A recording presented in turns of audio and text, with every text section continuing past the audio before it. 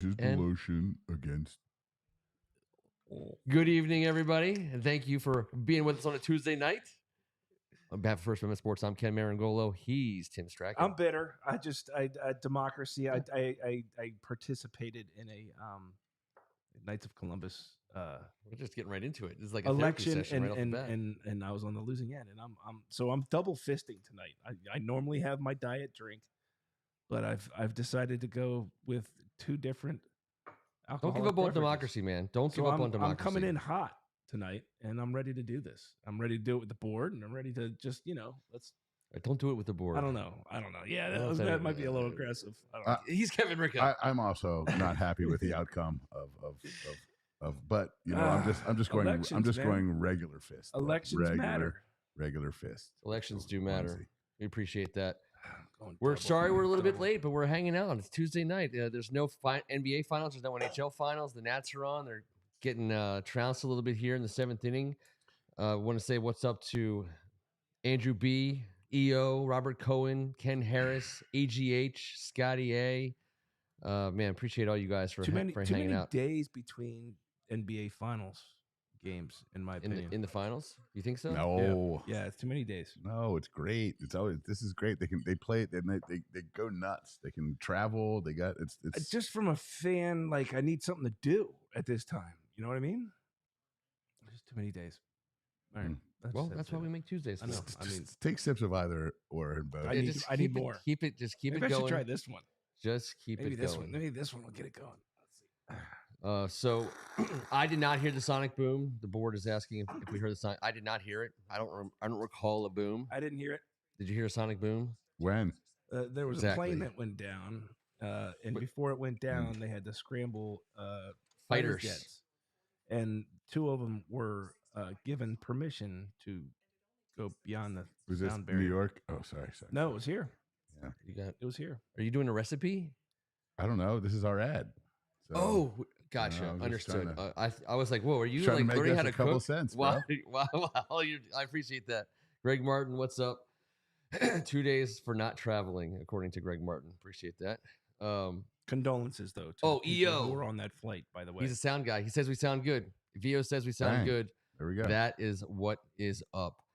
All right, so I think that we would be remiss if outside of, since we're talking about democracy, obviously, and our disappointment today, how about Remiss in democracy. how I'm about getting 70 nervous. 79 years ago There we go. All right. when the I'm boys no longer wearing nervous. the greatest home jerseys in the history of the world took on the bad guys on D-Day. So we absolutely will never forget. We appreciate what everyone, all the families of those men and women during that war. But this is D-Day anniversary, so I don't know. I don't know how anyone likes to celebrate or remember, but we definitely do that. I here. heard. I think remembering is what's most important. That's right. That's I've right. been a big fan of this one column on Outkick.com called Screen Caps, and it's a cool little community, kind of like what we have here, very similar actually. And read a first person account of their experience jumping out of an airplane into the SHIT. Europe? Yeah, and You can it say was, shit. I know. I didn't want to do it so early. You in drop the show. F-bombs on the regular. Well, I mean, Yeah, what the F they're you bound, talking about? They're bound to come out. Oh, but crap. I was trying to be respectful. For a Just guy in- drinking 2 drinks at the same time, but they're still displaying an they're both incredible full. amount of They're both control. Full. They're both full right now. Okay, fair So enough. we'll see Fair how enough. that goes when they're both not. The least cussing guy with 2 but it drinks was I've ever an met. unbelievable- Extremely polite double It was fister an before he's had to say it. unbelievable firsthand account to read about his experience. I mean, it was unbelievable. So yes, no, it's a very very important thing to recognize. So sure. out of the gate, not a draft, but a lightning round. Everyone gets a shot. If no one wants to go first, I will, but I'll let you I'm gonna guys do go a first. shot now. I'll do Best a shot. World War II Oh. movie. I'm going to leave this one up to you guys. Good luck out there. Not really? I just Best war I mean, World II? I don't Okay. have that right now in my No, arsenal. I mean, Saving Private There's- Ryan holds up. Obviously, It's unbelievable. It's Yeah, but great. it's so- it's the like, Winds of War was exhausted a for a week after nostalgic watching one it. for me. The Winds of War was Yeah. was a nostalgic just because of the way my family gathered around the TV set back Yeah. in the day, and you watched a mini series that came on ABC. It was unbelievable. But Man, I'd have to have a little bit more time to think about that one because I know there's some that I'm not remembering right off the top of my head. Well, there, I think that what was it? The great, not the Great Escape. Was it the Great Escape? Wasn't it? I'm gonna get my the Longest Day is the one that comes right to mind. Obviously, that is the one about D-Day. It's been done a couple different times, but I think John Wayne took the day. I know some people on the board are enjoying their World War II. Greg hates war movies. How do you hate war movies? You hate war movies? I hate okay. Okay. It's just I can be. You got to be in the proper state of mind, and it's amazing. I appreciate the knowledge. It's just I get overtaken by them, and it'll ruin my 2 days. It's just of course. It's such an emotional like that I just if tend it's to done avoid it. Right, it's sad as shit. Yeah, if it's done Hollywood, why it's bastardized. Not right. It's just kind of it's cheapened. But I wouldn't say the word is hate, but I tend to avoid them. Yep. Okay. Movies for me are like more happy celebration. Let's take 2 hours out of the regular bullshit and not deal with any other bullshit. Life's hard enough. Yeah. I'm on the other end of the spectrum. Historically accurate ones. I'm more okay with those. They're awesome. They're just I might not be the best guy for them. Speaking of historically accurate, how about the other end? Because Inglourious Bastards, the Quentin Tarantino movie, not historically accurate. In fact, the whole purpose of the movie is to create an entirely different story that could have happened. Obviously, it didn't happen, and it ended up with some people killing Hitler. But it was Quentin Tarantino doing a ridiculous. Yeah, but this was Inglourious Bastards. That's an interesting World War II movie. The other one that of recent ones, which again, super hard to watch and proves your point. Although I'm on the other end of the spectrum. I'm a glutton for those. Hacksaw Ridge. I am too. Yeah. Super hard to watch, Hamburger Hill it was awesome. Yeah, of course. Actually, but you know what was a bad one? They're starting to come to me. That's up there. A bad movie that I still watched and was entertained by, Pearl Harbor. No, that's not a uplifting story of awesomeness, and it was Ben Affleck and Alec Baldwin. It was, and I know like it wasn't a good movie. Good. Action scenes. It was, good, but I know like it wasn't a good movie. But like people, and it was like 3 hours long. I don't know. I just thought I'd throw that out there because I feel like people. There are two ends to it. I don't think people were down the middle. What's the one where we had to modify the bombers to go off the aircraft carrier? It's Pearl Harbor. Was that Pearl Harbor? Yeah. Jimmy Doolittle raid. Right. Wait for the creme. NES Tecmo, obviously, with the Inglourious Bastards reference. I appreciate you. Dunkirk. Ken Harris is in with Dunkirk. Enemy at the Gates from Rhett Donnelly. Mel Brooks movie from Greg Martin. To Be or Not to Be. Robert Cohen is back in the house. So yeah, Scotty A, that's why I kind of didn't do it. He's a Band of Brothers guy. Band of Brothers is obviously awesome, but to your point, Kev, T, it's not like you don't watch it. It's not like Dumb and Dumber or like a comedy that like you're immediately swept into seriousness, and it's tough. I understand why people are a little bit on the other end of it. So, then again, where are you in like a Rambo? I like which is totally fictitious. I like a good Rambo. Which is totally fictitious. I like a good genre. Meant to be very, I liked it. accurate. I wasn't like all in. I liked it. It was but that's not a war movie. That's just that's an action. It is a war movie, but no, it's not. It's not a historically. What war is it? I'm saying it's not a historically. He's a Vietnam vet. Accurate. Correct. It's just an action movie. It's just a Stallone kicking ass. Is what it is. Exactly. It's not meant to be anything but badass. So I was just wondering where Kevin was on the action blockbusters. It's entertaining. It doesn't. I don't get a huge super Ramboner, but Stripes is more your military. Your military. I like it. Stripes is top 5 for me all the time of movies. I love Stripes. I love it. It's classic. It's Bill freaking Murray, and John Candy and everything else. Can I just ask you a question? I know you're not on the couch. You guys know I'm not the biggest movie guy. I know, but what would be your favorite genre of movies if you had to put one on top of the pile? I don't know, man. No? Anything you just went a comedy? To see in the movie theater in the early 2000s. I like, 2 hours. My ADD is ferocious. And yes. Okay. This introspective into my This is like movie. tea with music, almost. Except you actually watch movies and like the actors and sort of. Okay. I have he's seen more movies than he can name. It's not absolutely correct. I can drive. I can find my way anywhere in this area, but I can't tell you all the names of the damn roads. It's the same thing. Okay. I can be like, I've seen this movie, I know it, but I don't. If you'd be like, oh, who's the main actor? Who's the best supporting actress role in that? I'd be like. It could be one of 11 people, and I know 6 of their names. So You've enjoyed a Marvel movie. I love Marvel. It's there pure entertainment, Let's and my kids keep me straight on what's happening, so I don't need to actually do it myself. Let's get out on that. We're happy. I wanted to get out of the uncomfortable zone. Any Marvel anything. I'm a Marvel guy. We're out. I watched Guardians of the Galaxy 3 the other day. I thought it was I great. haven't seen it yet. I look forward to seeing that. You saw it in the movie theater? Yeah. I saw the first 2 in the theater. That's the next one for me and the girls. It's fun. See, there we go. I'm in on that movie. Guardians of the Galaxy. I was kind of war. I was a big fan of Ant-Man Quantumania. I haven't seen that yet. I don't know why it got panned so much. You're out of order. I know. I am so out of order. But I'll get him in. A demerit for that or something. But see, here's the thing.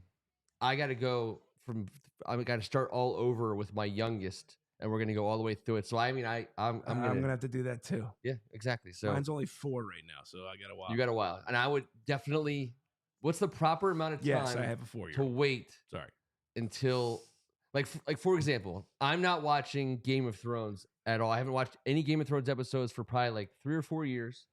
And I'm waiting because I'm going to watch it all the way through again, with what, my kids at some point, because it's my favorite TV show of all time.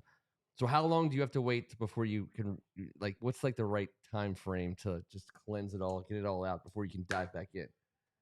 Well, first of all, I would wait until Drew is like, it's going to be appropriate. I'm going to wait for appropriate teens. Okay. Oh, forget about that. I'm just saying, I don't know. I waited a long, 10 years. Yeah, 10 years. That sounds good. That's a great 10 years. It'll feel fresh again. Yeah. Yeah. All right. Fair enough. There you go. I just gave you plans. 10 years from now. Check out this. This is a little something I cooked up for you guys. We'll throw it up. Here we go. What? Countdown? It's a countdown. Always got to pay attention to the screen. Till preseason opener? No, I would never do that. Marcus Stewart is propped on T's face. Team Mom. It's a Team Mom huddle. Did you at least upload a different Martha Stewart picture? I don't know. I don't think so. Same one. Is there a better one? Is there a better one that you know? That's till our 1 p.m. kickoff on September 10th. The countdown is ongoing. We have 95 days, 15 hours, 27 minutes, now 26 minutes and 58 seconds. And so under 100 days, that kind of puts a fine point on really what's shrinking in terms of time we have to prepare for the upcoming season. So tonight, our thought was, and it was a good one by our main thought guy. Ooh, I don't go there. Chief Thought Officer Kevin Ricca. He once in a blue moon. We're gonna talk about position rooms. Everyone gets one position room here. We all get to be in one position room. Now, before you get any wrong ideas, listen. Everyone has their favorite position that they want to talk about tonight. Okay, and it's gonna be pretty serious. Wait, that's a totally different. Wait, what are you talking about? Research. Are we doing a draft? We're talking about positions. Is 69 on the table or off the table? First of all, I don't know who's wearing that number these days. Am I still allowed to use Ramboner, even though I said it previously? Oh yeah, no, you got that's apparently boner's a free word for you to use at all times. I wield the word boner freely. You did. I wield my boner freely, Tim. Thank you. It was a Ram boner. Thank you. Then you get some Rambo quotes coming from the board. Isn't this from Rambo? The war is over, followed by nothing is over. Nothing is over. Is over. For me, it's not. So we're going to start with T. What? Because it's the worst room in the entire building. We're going to take the countdown off. We're going to slide it off. Slippity slide. All right, so here's what room are we starting in? What's position? If I had to say T, I want you to talk about a position tonight. I want you to tell me all about it. I got a feeling you're going to hear something you've never heard. I have so many things going through my head, but I'm going to stay clean still because I'm like halfway through this one and still got a lot more in this one. So you still have the short bus helmet lying around? Straight up. Where is that helmet? I might need it. Straight up with the linebacking room, which is small. Okay. Petite. Yeah, it's not what a linebacking room is supposed to look like. All right, so we're gonna go to our brand new. Okay, so we're here. Here we are. We're gonna go to the off tight end. I can let my stomach out. Sorry, God darn it, I went to the wrong one. Linebackers, sir. Linebackers. All right, so here's And that's it, now. guys. Now, by the way, these you go. names are in flux. This was, I believe, as of this morning. But you'll see in another one. There's a name that doesn't belong, but it has to belong for the moment.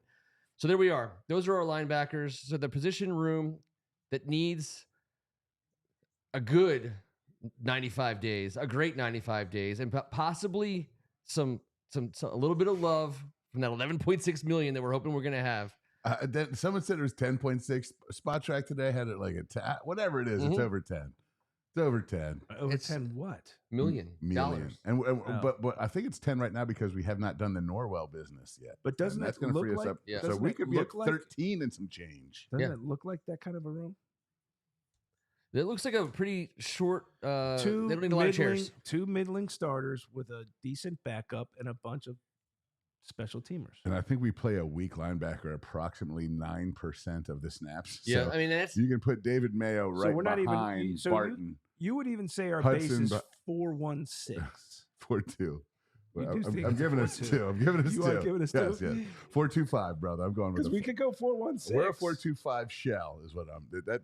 That's how I see it in my head.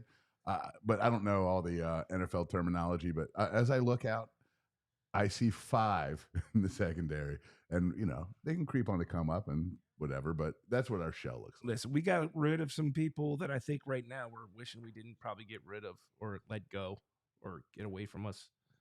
I was a big Cole Holcomb fan. Mm-hmm. Cody has some big shoes to fill for that. I mean, he's got big expectations on his shoulders right off the bat, and he's a decent player. He's good, but he hasn't been in this role yet, and that's a tough position to be in the worst room, in my opinion, in the building right now. Let's go back to it. Yeah, David Mayo's not a starter on the defense. No. He is backing up. He is backing up Cody Good Barton. Backup. Whoever wrote this, we have 2 linebackers and so he's a fine backup. He's fine. And Dejon Harris hustler. is a third team guy, or Milo Eifler, one of those guys is a third team guy. Kalike Hudson, they have backing up Jamin Davis. That's fine. Mm-hmm. That doesn't bother me. If a big game came available, Jamin needs to take another step, big step this year. Well, he's going to be on the field, and he's going to have that opportunity. And again, but he's shown that. You get a chance to play behind Jonathan Allen, Deron Payne, Chase Young, and Montez Sweat. That there's no linebacker in the league who's going to worth his salt, who's not going to figure out a way to play well behind those 4. That's the whole purpose. But not to be totally negative, they are what Kevin ranked run stopping defense, top 10, top 5. Oh yeah, no. I mean, it can be done with this room. They're top 4 in yardage. But imagine what we could do if we could improve this room. True. And there's not a whole lot of free agency out there. There's the Joan triplets, which I think it's. I think it's Devin maybe be the best of the 3 of those, but there's not a big name out there right now. There'll be some stuff that we need to happen. Maybe somebody will wiggle. Maybe there will be somebody that comes loose, but. I don't know how we improve this room, and that's why I think it's the worst room, because there really isn't a whole lot of. Well, we're not saying what the worst room is. This is the room that could use the best, the majority of that, whatever free money. Okay. This is the one that needs the most. There's going to be linebacker availability. There's going to be plenty of options to upgrade this room, and like our boy said. We're not done building this team yet. Martin Mayhew said it. We haven't done shit since he said it. But that's because we're in a bit of a holding period. But we're going to have the opportunity, I think, if we want to. And we'll talk about at the end where we're going to spend that cheese. But I'd have no problem spending it right there. Was it not odd that we didn't use any picks on this position group? I mean, that's how the draft went. There was going to be another position group that was going to get left. We had more holes. If we did take a linebacker, you know what I mean? Like plenty of holes. Yeah, it's just this is the era of filling that roster, and there has to be bargains out there, and apparently we tend to find ours at the linebacking position with old veterans at a cheap price and draftees like Jamin Davis stepping up and Cody Barton in a prove it year. I do like to compare one side of the ball to the other, the quarterback and the middle linebacker, sort of similar, the offensive defensive lines, running backs and the other linebackers. Running backs are that has changed quite a bit in terms of how important you keep it young, you keep it low, you keep it multiple, because you can get those tires get old quickly. It's different at the linebacker position. You look at some of the most elite teams that have been out there; they have got one stud, absolute stud that's in that position, and we haven't had a stud for a long time. Well, we have 6 first-round picks right up there, as close to the line as you can get. 2 corners now, or I'm sorry, a linebacker, a corner, and 4 defensive linemen. We'll see if Martin pans out at the next level behind them. But at the end of the day, it's not like we're not putting talent on the field on the defensive side of the ball. Just hasn't been at linebacker, which is also, for all the oddities of that, our head coach was the linebacker for the 85 Bears, and Jack Del Rio was a linebacker in the league, and he was a good linebacker in the league for quite some time. I believe we got a good one in Jamin Davis. I do too. Had a big sophomore breakout, and I look forward to him playing behind these dudes. Would love for him to be the stud. And I think he is going to be. I think this is his year. Well, I think this is his year to prove. He needs to prove it. Yes, he needs to prove it. And at this point in time, the coaches know who he is, and there's with such a thin, 1 or 2 linebackers on the field at any given time, they're going to have a very specific job. And the coaches are going to put that player in a position to do some damage, whether they're pinning their ears back or guarding tight ends or playing in space. So he's fast and he's big. It needs to be a priority group in terms of where we can add going forward. Because if not, what happens if either Davis or Barton go down? We said, man, it was a good backup, but injuries could decimate this position if it's not upgraded. That said, the strength of our defense remains our defensive line. We have a ton of talent in the secondary. And so I'm not saying you can just put up warm bodies at the linebacker spot. You have to have talent there too. That was my point. So you can kind of do that with running backs at some point. But we have enough talent around the linebacker that we've been able to get away with what we've been able to get away with the last couple of years. We're holding the fort down until they. We put a first-round pick at the linebacker spot in Jamin Davis. Let's transition to another position room. Let's take this guy down and let's go with this one, Kev. It's a very thin line, an incredibly thin line, and that's where we'll start at the tight end spot. The tight end room, I think we all know. And I'll let you dig into it deeper, but we all know that it's one of the most important positions in the best offenses in the league at this point in time. And we have, let's just say we have some question marks. Let's just say this: the top 10 scoring offenses in the NFL, their tight ends average 55 yards a game, about 943 yards. That's the average of the top 10's tight end production. Mm-hmm. We're trying to get into that mix, but it's going to be pretty tough when we're averaging about 30 yards per game over a 17-game schedule. What can we guess? I know one of them has to be the Chiefs. Because you can talk about just throw out tight ends. That I was going to say Buffalo. Buffalo's number 2. Philadelphia's number 3. Kansas City is number 1, right? Kansas City's number 1. Number 4, Oakland. No, 1 strike. No, it's you get to have a strike now if you want. I'm gonna say it's Minnesota. Minnesota is number 8. Ooh, that's technically a second strike. All right, so last try at a top 5 pick, and that would have to be. Why don't we go with Cincinnati? No, it's the Dallas Cowboys. I didn't want to say him. I didn't want to say him. All right, that's 4. And who's 5? So that Detroit. I wouldn't have gotten it. Those are the top 5, but not in tight end production. That's 3. That's the top 5 top scoring. 3 strong. And they're the top 3 that were in the mix. But what I'm saying is, if you take those 10 and just average out, because obviously Travis Kelce is going to skew the average. But what I'm talking about here is going back to when we got production from the tight end, which we can't remember. 2020, Logan Thomas was the last time we had a big deal. But also we had under 600 yards of production from the tight end. Miami had 491 total yards receiving from their tight end position. Carolina 517, then us at 518. That's the third worst production in the NFL. What are we going to go to next year? Do you want to go to yards, receiving Go yards? Go ahead. Let's go to receiving I wanted yards. to do a comparison on how Kansas City gets it done. Eric Bieniemy calling that offense with Andy Reid. Now he's coming to do his own business around here. And I just wanted to see the comparison and where the ball went in that offense and where their focal point was and how they went about getting it done. So here we go. This is 2023. I should have put that on there.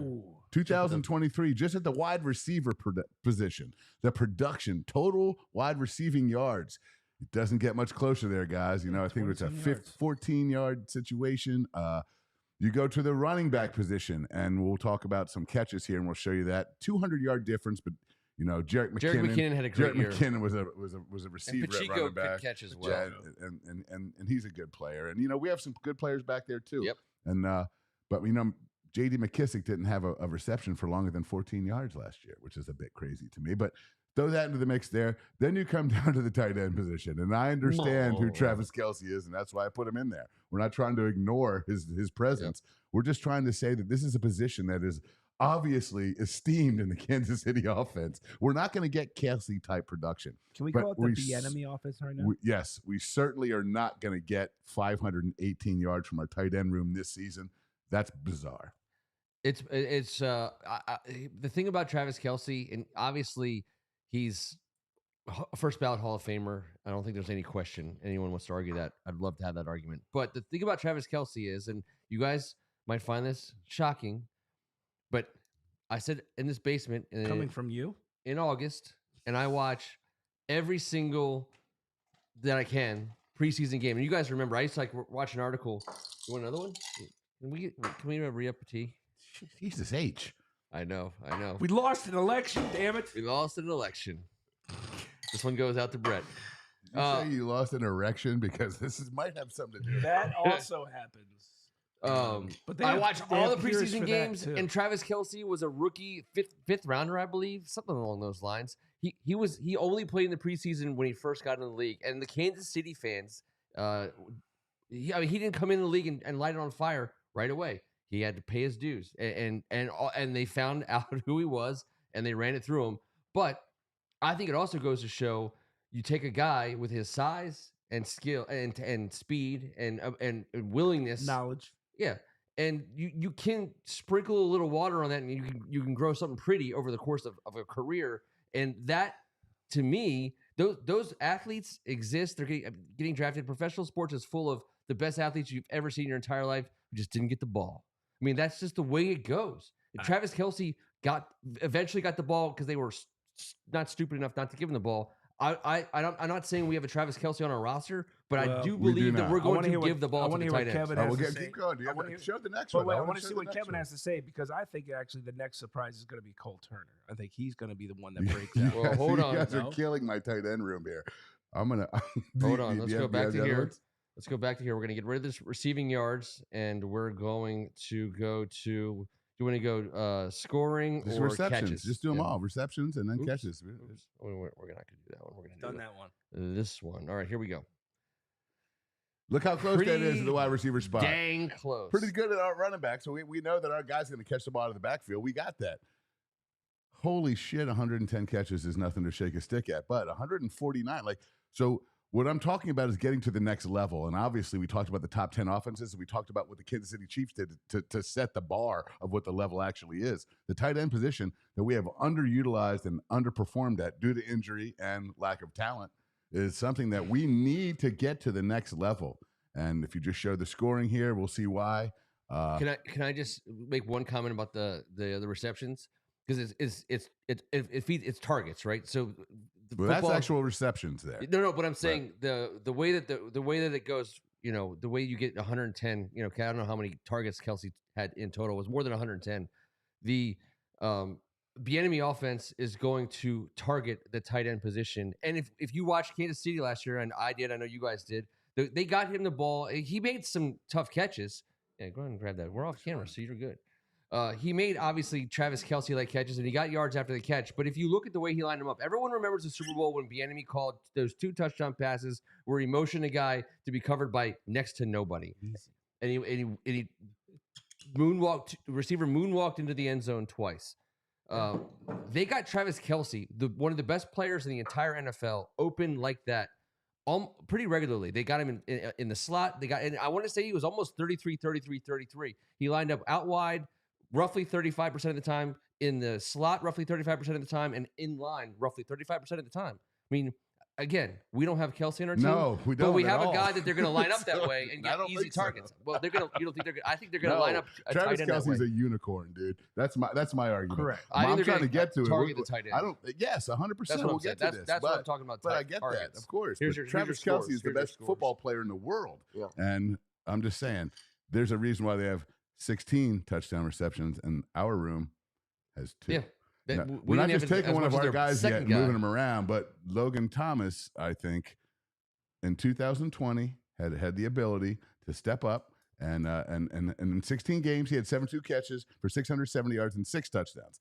That's the last time we had a guy do anything at this spot, and he's coming off. All right, 2 years ago he tore his ACL. Last year, we all know this. Logan Thomas, we weren't lining him up anywhere. And he was getting blown off the ball, too. He was terribly unathletic, and I think he fought back. Listen, he tore his ACL last December and came back ready to rock and roll in September. That is 9 months out from tearing it, and he tried to gut through a season with some hamstring issue, and it was brutal. I think we got to see a new Logan Thomas. I do believe this, though.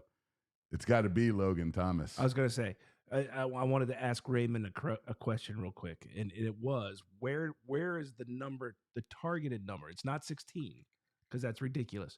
Is it 9, 10 in terms of we get double digits for sure, of right? what? Touchdowns For the whole group? So, and I was going to say, what's the number that's kind of more respectable? You don't want it to be 2, and it can't be 16. What's a respectable number, and who is it that gets it? Because I think it's Cole. I hear you. I do not think this offense is going to be as tight end centric for obvious reasons, but I do know that it's going to be featuring the tight end position way more than Scott did in the past. And Scott Turner did in the past regime, no doubt about it. Because listen, we've had years. We've had back in the day, Jordan Reed, 2015 was number 3 receiver in the tight end in the whole NFL. We've had guys. We understand how it works. We understand that position is a key spot. And a lot of teams are really benefiting have one, but there's not enough of them to go around. That's why I believe Logan Thomas could be a guy to do some of the stuff Ken's talking about. I don't think all the stuff that Travis Kelce did. That's just different. He's 32 years old. And obviously, the 152 target is bonkers. He's the feature. But with all those targets, do you see the production they had everywhere else that matches our entire offense last year? So here's the deal. Our receivers, not worried about our receivers. Our running backs are going to do, we're going to be putting a better job we're going to put them in a better job to score touchdowns out of the backfield. But I think that just doubles, 6 maybe. But tight ends right there, I think we got to get to about 10 in this offense. That would make some sense. So 10 total touchdowns from our tight end spot. When you got a guy like Logan Thomas, who's capable of 6 or 8 in this offense, I think he's not asking too much. Okay. John Bates is going to go out there. And then obviously, Cole Turner is the guy we haven't talked about. In college, in 20 games, Cole Turner had 1,282 yards and 20 touchdown receptions. He had 7 games out of those 20. They had double-digit touchdowns in that game. He dominated, and his offense at Nevada, he was the main dude. They knew in the red zone who they were going to. It was going to him. He still made the play. He still got open, caught the ball in traffic. Last year's production was brutal. 2 receptions, I think, for like 9 yards, something like that. He has shown us nothing. Heineke's not a tight end guy. Very true. Very true. And our offense was not a tight end offense. But that's a guy that, I mean, if it's either shit or get off the pot. He really could. Brother, maybe he's not. Maybe he doesn't outdo Logan, but I think he is a huge piece in that wheel to bring that production up considerably. Not to the level of Kansas City. That's why we drafted him. Absolutely. Not to the level of Kansas City, but I think it's realistic to think that with the combination of the two, maybe even Bates a little bit, you can get halfway. It's going to have to be. He's the guy that can do what Ken's talking about. Yeah, maybe not this year, and maybe not like Travis Kelce, but in the role in moderation. But we're not hearing that. We have to moneyball the tight end spot. We can't. We're like the Oakland A's who couldn't replace Jeremy Giambi, Matt, or whatever his name is, Damon. We have to get numbers with guys who don't have names, and there's a little bit of a advantage for Eric Bieniemy there. offense or defensive coordinators aren't going to be staying up past their bedtime worrying about Cole Turner, No. and for that matter, Logan Thomas, and certainly not As Bates. they shouldn't. Yeah, exactly. So not weeks 1 through 4 or 5. Maybe Eric hopefully they Bieniemy are by knows 6 how through the to rest. get guys open. If he wants to throw 100 targets to 150 targets at not at one tight end, because again, we don't have that tight end this year, but if he wants to throw 150 targets to the tight end position, he's going to be able to get production because they're going to have to worry about Jahan Dotson, Terry McLaurin, Samuel, and our running backs. So I mean, Sam Howell is going to probably be drilled in terms of getting rid of the ball quickly and to that tight end spot because he's going to have one-on-one matchups. Did Sam Howell have tight ends in college? 1 year he did. Well, here's the deal also. That rushing offense that we had last year only had about 173 more yards than Kansas City's, who ran the ball way less effectively than we did, but 18 rushing touchdowns to our 9. We all understand what that tight end position does. We talk about in the NFL utilizing every portion of the field. Obviously, the Kansas City Chiefs do the best job of anyone, but there was a huge part of the field that we left alone last year in the Scott Turner offense that's not going to be left alone anymore. That's going to help us out a shit ton in the running game, especially in the red zone when you got guys like Jahan Dotson who are awesome red zone wide receivers, but then you got your Logan Thomas and your running back package, and you want to bring in a specialized guy like Cole Turner in a double tight scenario, and all of a sudden you have a run blocking guy, so you're not just going naked out there and not absorbing yourself. You can run the ball and use Cole Turner in double.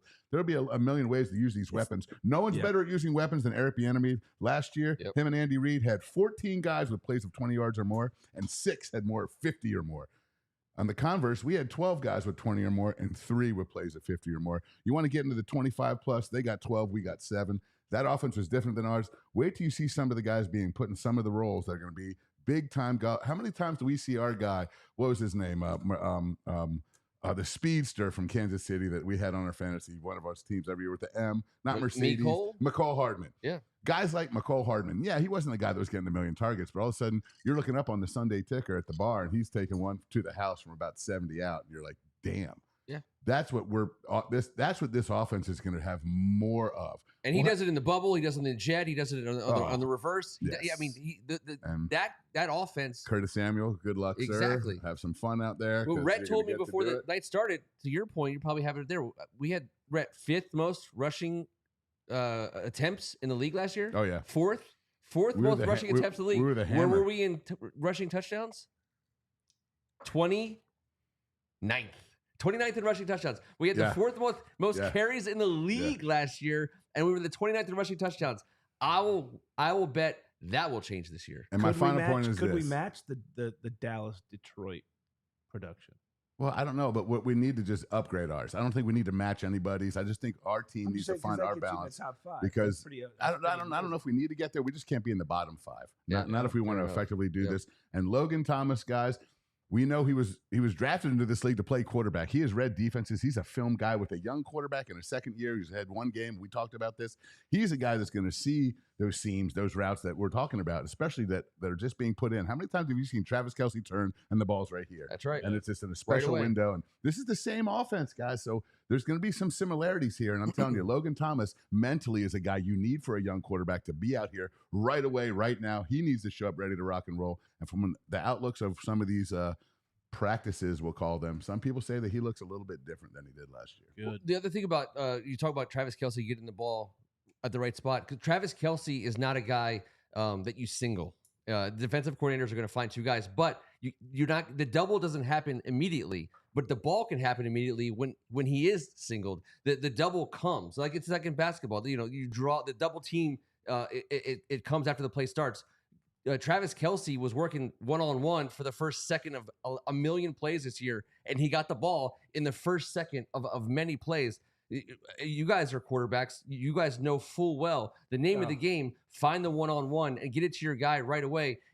Our tight ends are going to have one-on-one matchups. I mean, if we don't win those battles on Sundays, we're not going to have a successful season. And that's what I'm looking for from Sam Howell, is to determine that pre-snap. Hell yeah. And here's the deal. In 2015, I'm taking it back a little bit, but when Jordan Reed was the 3rd leading tight end receiver in all of the league behind Who was he behind? I forget. Which year? 2015. Yeah, 2015 was Leading receiver in the league. tight ends. Tight ends. He was third. 2015? Hey, listen. I don't want to get sidetracked because I don't want to waste all your time here. But when Jordan Reed led, he had 87 receptions for 952 yards and 11 touchdowns.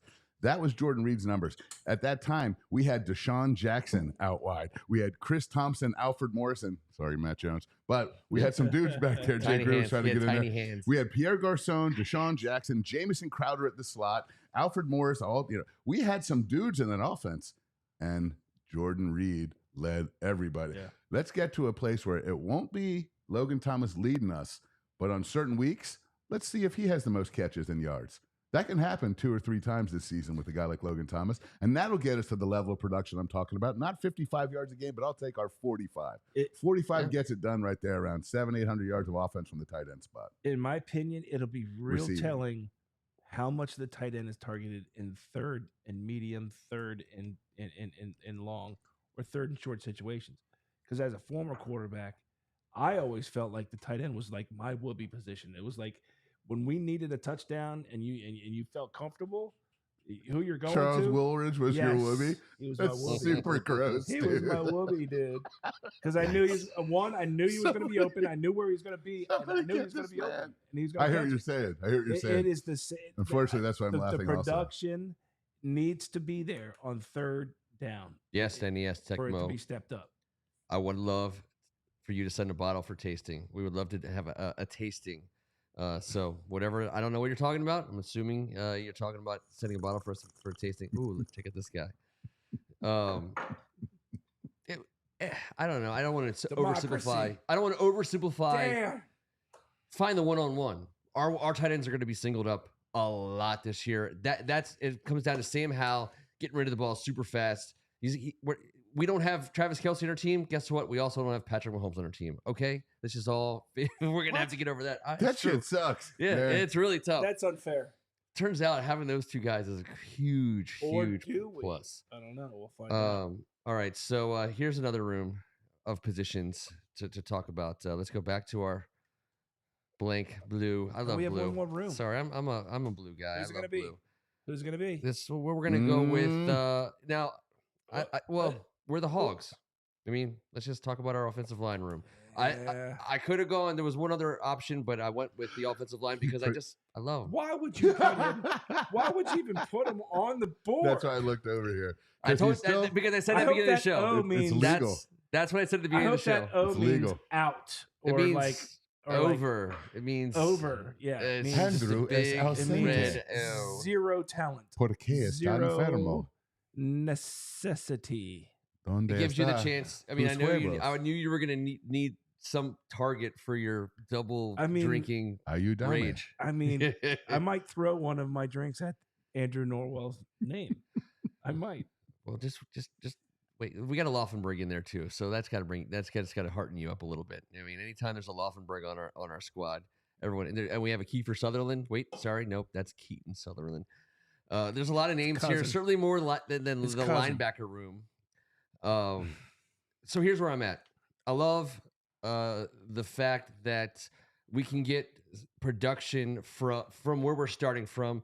I don't necessarily think that the money that we're going to save in the next couple months is going to go to the offensive line, but I do think it's a position room that could benefit from an addition. I'm not going to leave you wanting in terms of at least a couple of ideas. I love Sam Cosmi at right guard only because, damn it, he better be good at right guard at this point in time. No, I'm listening to Rivera last week. Yeah. I think you're right. Him and Wiley on the right side. And also, I also look, these are like. But just put Stromberg for Norwell. Can you do that? Can you change it right now? No, because we're not playing Stromberg at guard. He's learning center. He's going to play center. It's going to be Chris Paul. He's playing no guard. Before anyone else. And I think guard is going to be the obvious thing. But if you look at this, I'm looking at you get dance partners between the right guard and right tackle. I think Cosmi and Wiley will make a great tandem on the right side. Charles Leno is a pro. He's not freaking Trent Williams, but who is? And the left guard is going to have to come about. And that the reason why the fact that this really like it's like the T-shirt from Almost Famous. It like lets you say all the things you want to say. This offensive line is not yet there.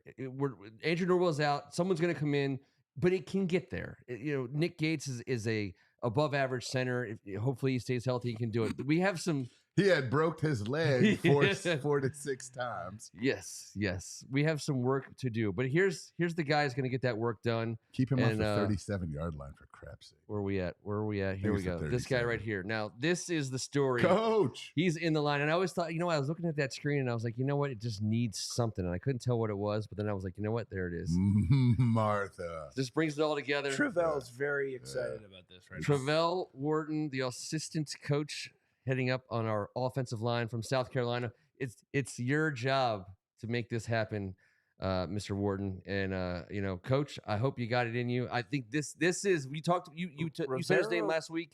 He's the guy. He has to be the guy. Was he's the guy. Singing praises of him the other day on the radio.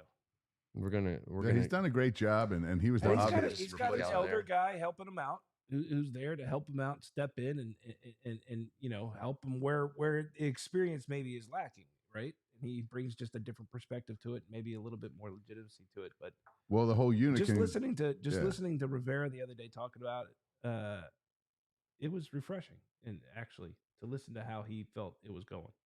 Well, I love that. What would be extremely more refreshing would be a veteran guard for about $5 or $6 million on a 1 or 2 year gig. Are they out there?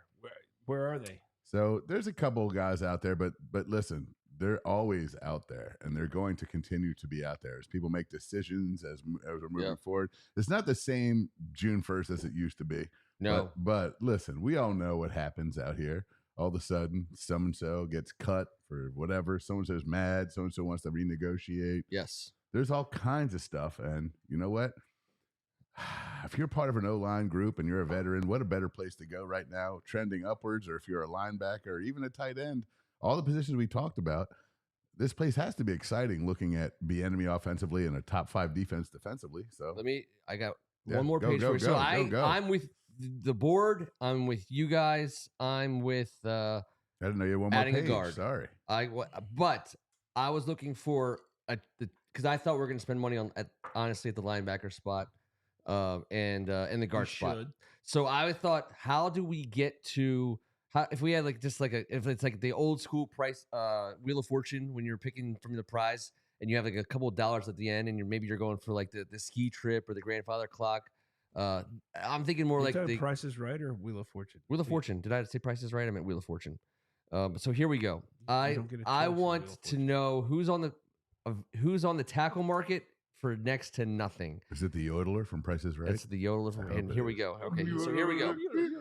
All right, so this is a hot mess. It's this hot garbage of tackles on the market. Now, again, I'm not saying we need to go out and break the bank for anyone. I'm looking for who could possibly be on the cheap that could come in, be a big body, and finish a game if we need him to finish a game at tackle. And there's a couple of names that jump off the screen to me here, and there's 2 guys that should be super cheap, and I don't know if they're serviceable or not. Because again, I'm not trying to make the argument that we need a tackle with us before. Oh, you mean this guy right here? Ty Nseki, 37-year-old, finished the season last year with the Rams. It would cost $1 million or less. We're talking about not even the veteran minimum to bring a guy in to be a swing. We can't pay this guy Howell money. Where did you dig this list up? This is from Spot Track. These guys are available. I'm telling you right now, this is not a fun market to be in. If we actually needed a tackle, I would basically be saying 2024. I mean, that's where it'd be. Now here's an interesting name, and if you want to talk about broked players, Kevin, how about this guy? With your broke ass. How about that guy? Now, this guy is as broked as they come. He finished the season on IR for, I believe, the Miami Dolphins in 2022. Is that Eric Fisher? Eric Fisher, formerly of the Kansas City Chiefs, actually formerly of the Indianapolis Colts as well. He's a smart offensive lineman. Again, he is hurt with a capital H, but he says he still wants to play. He remains on the market. He says he's 32 years old. I still want to play. That doesn't mean anything. Jesus. Interestingly, an interesting nugget that you would appreciate about Eric Fisher. He was. I do have a good right stiff arm. He was signed in January by the Miami Dolphins. He was placed on the injured reserve. The person who was put on the field to replace him, someone we like to call Jaron Christian, who got a number of downs. That's correct. Our offensive linemen, even though they're no longer welcome here, they do still go to other places and still play in the league. I don't know if Eric Fisher's got any juice left in him. These are two players who should cost basically the couch change.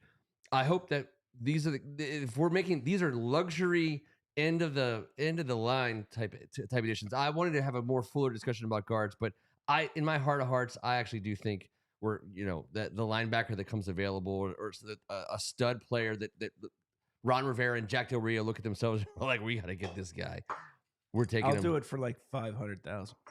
Well, 500,000. I see Greg Martin, and it's been all over. And Dalton Risner's been sitting on top of the guard board in the offseason for like however long for some odd reason, mostly because he's a starting guard for the lowest scoring NFL team, the Denver Broncos. Yes, Dalton Risner, there he is. Thank God we don't have.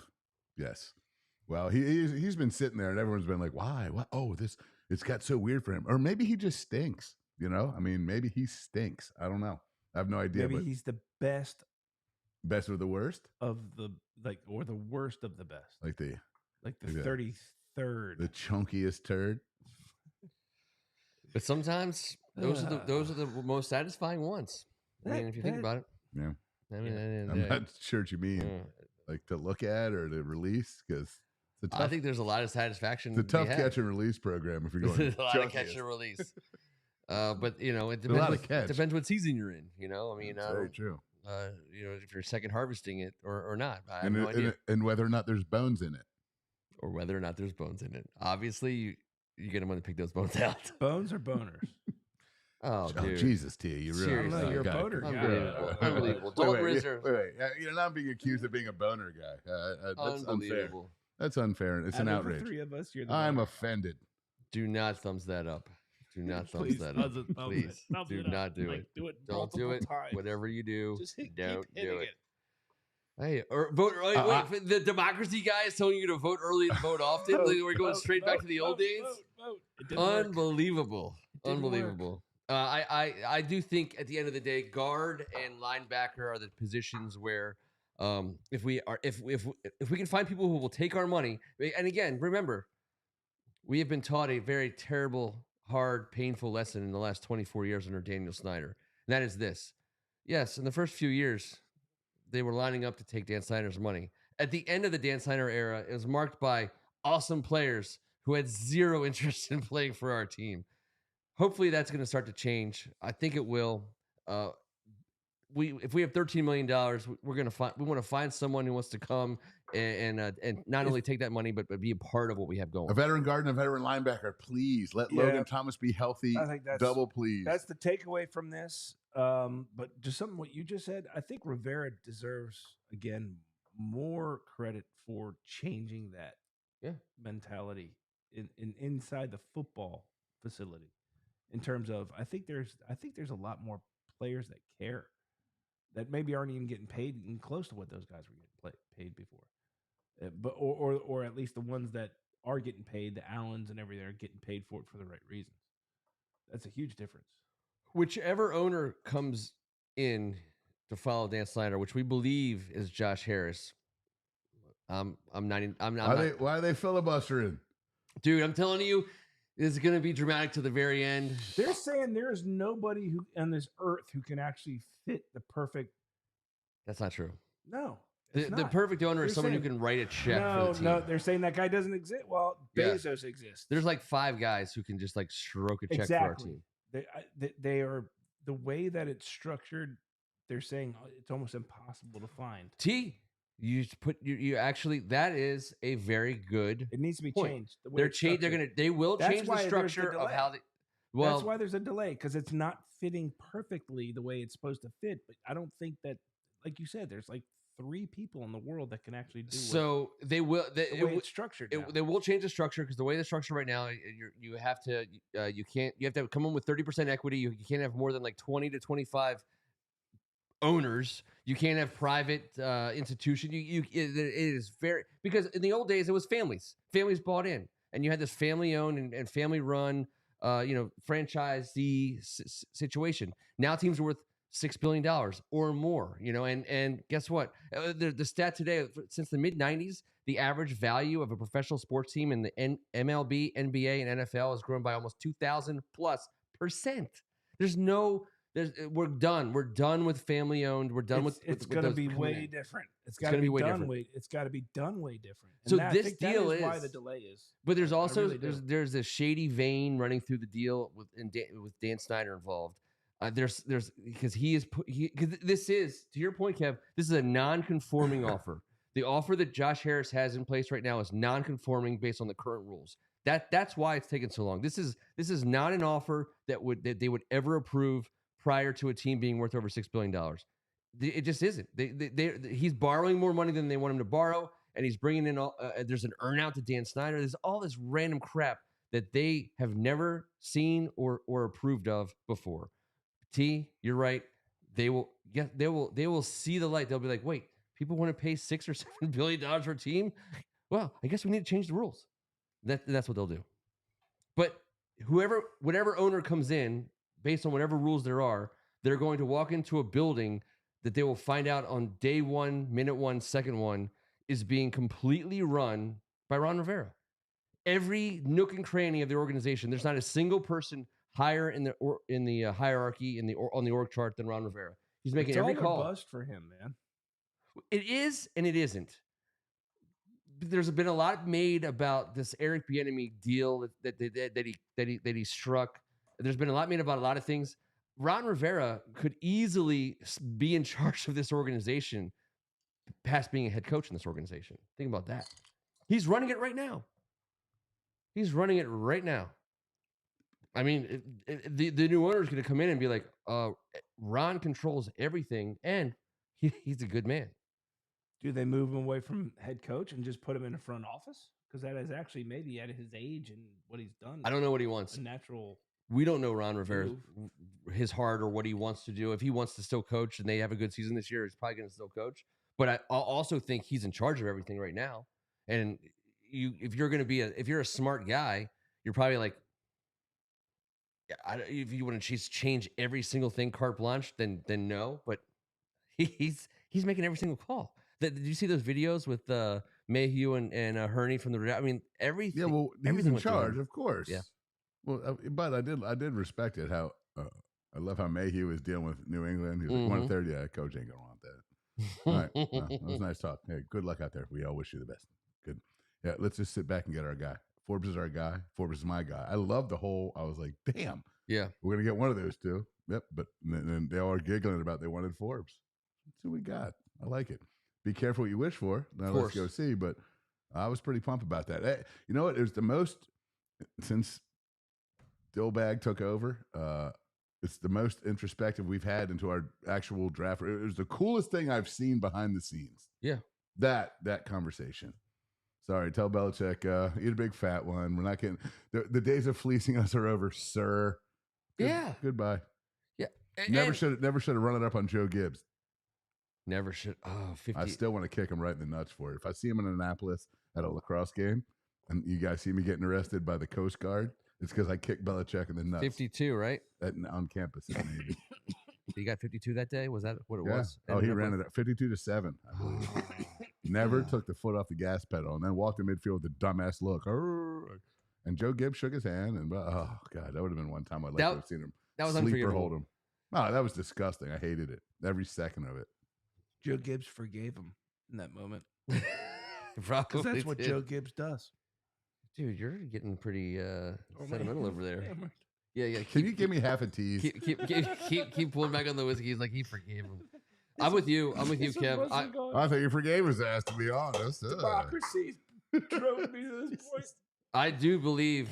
I don't know. I am a betting man. I said if you were a betting man, I am a betting man. I think there should be a market on Ron Rivera sticking around in a role that may or may not be head coach at some point in time in this organization. And guess what? I think he's earned it. I never thought about it. The Joseph Jackson Gibbs post-coaching role. Yeah. Which he's cut from that same cloth. Fine. Our problem was culture when we hired him, and he's done it on the football side. He's done it, and he's done it old school wise, right? He's done the roster that way. He's built leadership that way. I don't know. I think that was a great way to do the transition, maybe, or for this time. But going forward, maybe it's time to get something younger, but keep him in a role where he's involved. He insulated the football side from Dan Snyder in a way that really hadn't been done by previous coaches. Maybe not for lack of trying. I don't think Mike Shanahan or Joe Gibbs ever wanted to have it look like they were being puppeteered by a guy with his with his feet swinging by the toilet over the toilet. I mean, other than Andy Reid, that's the only thing I'm gonna miss. Other than Andy Reid, who's the older of the bunch, the other teams that are the tops in the league have young coaches, young, innovative, newer blood, right? Yeah, no, yes, and you can do that when your organization is sound from top to bottom. Our organization was a terrible sound from bottom to bottom, and Ron Rivera. I think he succeeded in insulating the football side of things from the Dan Snyder side of things, which was step one. And it will remain to be seen if some of these moves pay off. I mean, listen, Emmanuel Forbes, this is going to be a big year for him. He's expected to be a playmaker in year one, and he's capable of doing just that. Jamin Davis is Ron and JDR are going to wear Jamin Davis as long as he stays on our roster. And Chase Young is a huge question mark. I mean, that was a big pick for Ron Rivera. So all these things matter, but I think if you put it all on the scale, it all points to Ron Rivera having made an incredibly positive difference on our organization. You're telling me this son of a bitch scale is going to point at something after we put all that shit on there? Putting it all on. It's going. I focused. My ADD is relentless, and I focused on your last two sentences. Mm-hmm. Like I was right there, and all of a sudden, I just pictured this scale, telling us the truth. We should have done that a long time ago. We should have. We should have weighed the shit. We should have a shit scale. We're not going to do a draft tonight, but we're going to pick our draft for next week tonight, and we have some options from the board. All right, so everybody we best Arnold Schwarzenegger movies. Is this more democracy? Because I'm going to be no. This is an oligarchy. No, this is a draftocracy. This is an oligarchy. I like that. This is just the ruling class. Sounds positive. An aristocracy because there's three people. Yeah, an aristocrat, huh? A triumvirate. It's all positivity. Best fictional characters. We had the best. So we'll be. It's too broad. We have the best father-son combo, which is a good one. When's Father's Day? We'll be sandwiching it or scissoring it. I'm not sure. One of those two. Scissor me timbers. You never scissor on Father's Day. Everyone knows it's June 18th. We should save father-son for 2 weeks from now. Well, next week will be before Father's Day. Ooh, well, that makes sense. So we can do best father-son combo in a TV or movie. Best championship squads was one. Best summer cocktails was one. Best DMV sports announcers was one. I think we have to do the Father's Day thing next week or the week after Father's Day.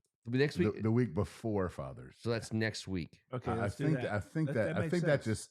Yep, there it is. That or opposed. I mean, I think we got to do it before. Okay. No, I do because we didn't do Mother's Day beforehand. Yes, but everyone still appreciates mothers after Mother's Day. Fathers get kicked to the curb like the trash. What is it done? Father's Day is like the nerdiest. Next week on this show, we will have a draft. I don't know how many rounds it's scheduled for just quite yet, but it will be the best father-son combo in a TV or movie. Period. Why do we have to limit it to TV and movie? What else? Did you want to do like Shakespeare and like old school like Homer, in the forest, Odysseus? Fictional characters, could be sports, father-son. It could be sports isn't fictional, dude. Political father-son. Ken Griffey Jr. and no. Ken Griffey Sr. were once you say people. Political father-son, I vote against you. My democracy. The Bushes. Fictional father-son. Yeah, it's fictional. Yes. It's fictional. Or movie. Yes. Fun stuff. Combo TV or movie. You could have fun with all the other stuff. You could. I thought maybe, but you could have more fun. But they're not fictional. You have way more fun with these father sons. I'm just throwing it out there. I wasn't, vetoing anything. Ken Harris is voting for T for Grand Night. By the way, of KFC. Of course you are, Ken, because you're a smart man. Always have been. I do appreciate that because if I know T Striker, he's not taking this election well. No, he's not. There's going to be future elections. I'm really not. I think it's about to be the takeover. I'm not certain if they I know. wasn't experienced enough, but I'm on the ballot next week for council. So I'm Really? getting involved. Yes, I am. And you better As of today? you better fucking be there. If it's on a Tuesday night when I'm drawing up Martha Stewart graphics, We had Did a you say text if it's on a message Tuesday last night when I'm night that all three of us were supposed to be there to vote and then come do the show. Martha Stewart doesn't just appear on the screen. I look right in the camera and I blame my wife for getting home from the meeting late, like 45 minutes late. Which, Kids are old enough to be by themselves for 15 minutes. sir. This all happened in real time. in real time. And I'm in no shape to be discussing anything seriously right now. It's so true. It's true. It's totally true. This is old school. We might have to have a mess around. This might be mess around territory. Listen, we appreciate it. That's Martha's had her time to shine. Let's get her off the screen. Just sneak away. Just sneak away, Martha. Let's get out of here. Oh, and he throws his can. He just threw his can. Damn. That's what I do. Don't throw the glass. Do not throw the glass. She's done time, bro. what I She do when does I'm not. mad, She does not f around either. That's what I do when I'm being real. I just got real. I think I might have to squash the beef between T and Martha. Ken, what do you think? Should I intervene or just let that shit? Ooh, we got We're gonna go out. We're gonna go out.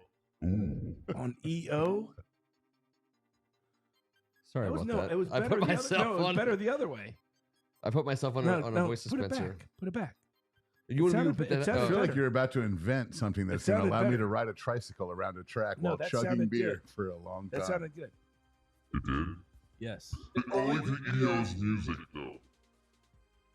The beats sound nice, but now I feel like full scale Ram Boner next to me I think right this now. is exactly what EO had in mind when he put this together. This is the biggest Ram Boner of all time, and it's really freaking me out. I think it's exactly what EO envisioned. the beats are nice. The beats are sick. I'm not certain what's happening right now. You're not giving I'm gonna it push proper. Go ahead, Ken.